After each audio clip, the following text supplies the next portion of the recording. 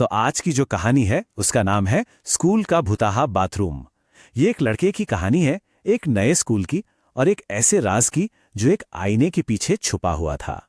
कभी सोचा है कि क्या होगा अगर आपका सबसे बड़ा डर आपके ठीक पीछे आके खड़ा हो जाए? आप एक ऐसी जगह पर हैं जहां आपको लगता है आप एकदम सेफ हैं, पर असल में वहीं आपका सामना उस चीज से होता है जिससे आप सबसे ज्यादा डरते हैं। ये कहानी बस इसी डर के बारे में है। तो कहानी का जो मेन कैरेक्टर है वो है 14 साल का जेक। हुआ ये था कि उसके पापा का ना एक नए शहर में ट्रांसफर हो गया। अब जेक के लिए इसका मतलब था एक नया स्कूल, नए लोग, मतलब एक पूरी नई शुरुआत। और ये शुरुआत उसके लिए बिल्कुल भी आसान नहीं थी।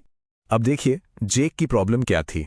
वो ना नए लोगों से बात करने में बहुत झिझकता था। मतलब कोई उससे बात करने आता ना तो वो घबरा जाता, ठीक से जवाब ही नहीं दे पाता। और इसी वजह से स्कूल के दूसरे बच्चे उसे अजीब समझने लगे और देखते ही देखते सब उसे भौंदू और लूजर कहकर चिढ़ाने लगे। हालत ये हो गई कि जेक अपने नए स्कूल में बिल्कुल अकेला पड़ गया था। अब इस सबसे बचने के लिए जेक ने एक अपनी कह सकते हैं एक सीक्रेट जगह ढूंढ निकाली थी। जैसे ही कोई खाली पीरियड होता या लंच ब्रेक होता, वो सीधा भागकर चौथी मंजिल पर बने एक पुराने टूटे फूटे बाथरूम में जाकर छिप जाता। वो जगह इतनी सुनसान थी कि वहां कोई आता जाता ही नहीं था और जेक के लिए बस वही एक सेफ कोना था। एक दिन की बात है, लंच ब्रेक था। जेक उसी बाथरूम में छिपा हुआ शायद रो रहा था। तभी उसे लगा कि कोई अंदर आया है। उसे लगा कि पक्का वो लड़के हैं जो उसे परेशान करते हैं। उसे ढूंढते ढूंढते यहां भी आ गए और बस यहीं से उस खौफनाक सिलसिले की शुरुआत होती है। जेक ने घबराकर कैबिन के दरवाजे के नीचे जो गैप होता है ना, वहां से झांका और उसे क्या दिखा? किसी के फटे पुराने जूते और एक आदमी के पैर, और बाहर से एक अजीब गुस्से में गुर्राने जैसी आवाज आ रही थी। जेक की तो सांसें ही अटक गई। तभी लंच ब्रेक खत्म होने की घंटी बज गई। जेक ने बहुत हिम्मत जुटाई और दरवाजा खोला, ये सोचकर कि चलो अब जो भी होगा सामना करना ही पड़ेगा। पर हैरानी की बात यह थी कि बाहर कोई भी नहीं था। एक पल के लिए उसे लगा कि शायद ये सब बस उसका वहम था। लेकिन फिर उसकी नजर बाथरूम में लगे आईने पर पड़ी और जो उसने देखा उससे उसकी रूह कांप गई।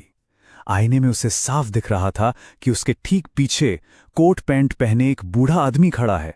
उसकी आंखें अंदर धसी हुई थीं और होठों पर एक बहुत ही अजीब और डरावनी सी स्माइल थी। वो उसे घूर रहा था। जेक का तो जैसे खून ही जम गया, क्योंकि असलियत में उसके पीछे कोई नहीं था। जेक बस चीखते हुए वहां से भागा। जेक को लगा था कि वो जो भी खौफ था शायद उसी बाथरूम तक ही था, लेकिन वो गलत था। वो साया अब बाथरूम से बाहर निकलकर उसकी जिंदगी में दाखिल हो चुका था। अगले दिन स्कूल में सब कुछ नॉर्मल सा लग रहा था। क्लास चल रही थी और जेक उस डरावनी घटना को भुलाने की कोशिश कर रहा था। तभी टीचर ने अचानक उसका नाम लिया और एक सवाल पूछ लिया। जेक का दिल तो जोर से धड़का, पर वो जवाब देने के लिए अपनी जगह पर खड़ा हुआ। जैसे ही जेक खड़ा हुआ ना, उसकी नजर टीचर के ठीक पीछे गई। वहां वही कोट पैंट वाला बूढ़ा आदमी खड़ा था, उसी भयानक मुस्कान के साथ। जेक उसे देखते ही दहशत में जोर से चिल्लाया, मैम आपके पीछे कोई है, मैम! और पलक झपकते ही वो आदमी गायब हो गया। लेकिन जैक जो देख पा रहा था वो क्लास में किसी और को नहीं दिखा। सबको लगा कि जैक टीचर का मजाक उड़ा रहा है। पूरी क्लास उस पर हंसने लगी और टीचर ने भी उसे सजा दे दी, हाथ ऊपर करके खड़े रहने की। इस घटना के बाद जैक पहले से भी ज्यादा अकेला हो गया। अब तक वो साया सिर्फ जेक को डरा रहा था, लेकिन अब वो उसे काबू करने वाला था।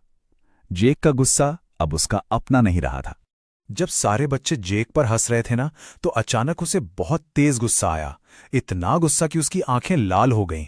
और तभी उसे अपने कान में एक फुसफुसाहट सुनाई दी, एक आवाज जो कह रही थी, मारो उसे। इससे पहले कि जेक कुछ भी समझ पाता, उसे महसूस हुआ जैसे उसका शरीर उसके कंट्रोल में ही नहीं है, जैसे कोई अनजानी ताकत उसे चला रही हो।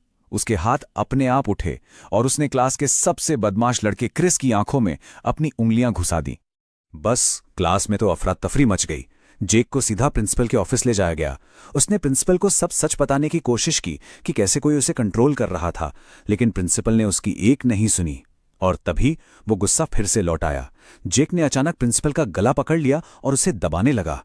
प्रिंसिपल के असिस्टेंट ने बड़ी मुश्किल से उसे रोका और एक स्टोर रूम में बंद कर दिया। थोड़ी ही देर में जेक के पापा स्कूल पहुंचे।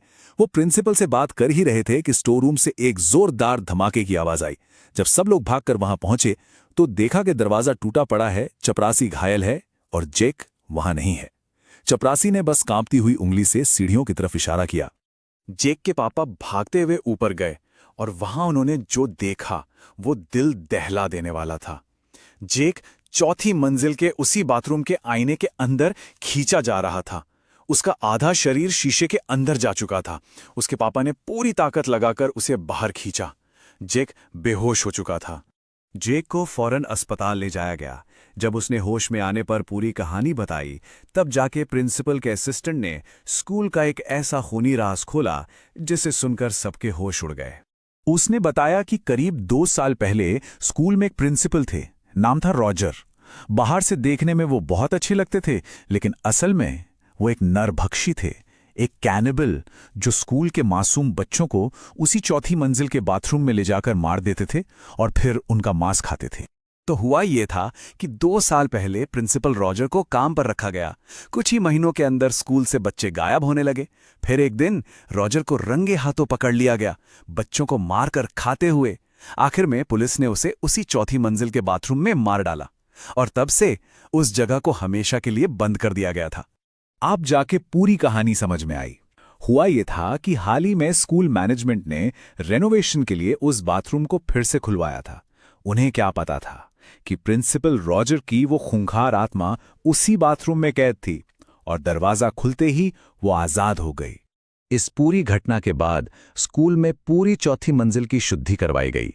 उस बाथरूम को तो हमेशा हमेशा के लिए पक्की तरह से सील कर दिया गया और जेक के पापा ने भी उसका स्कूल बदलवा दिया ताकि वो उस खौफ से दूर जा सके। जेक शायद इस हादसे को अपनी पूरी जिंदगी में कभी नहीं भूल पाएगा, लेकिन सवाल ये उठता है कि बाथरूम का दरवाजा बंद कर देने से क्या वो बुरी आत्मा सच में हमेशा के लिए कैद हो गई, या वो बस अपने अगले शिकार का इंतजार कर रही है।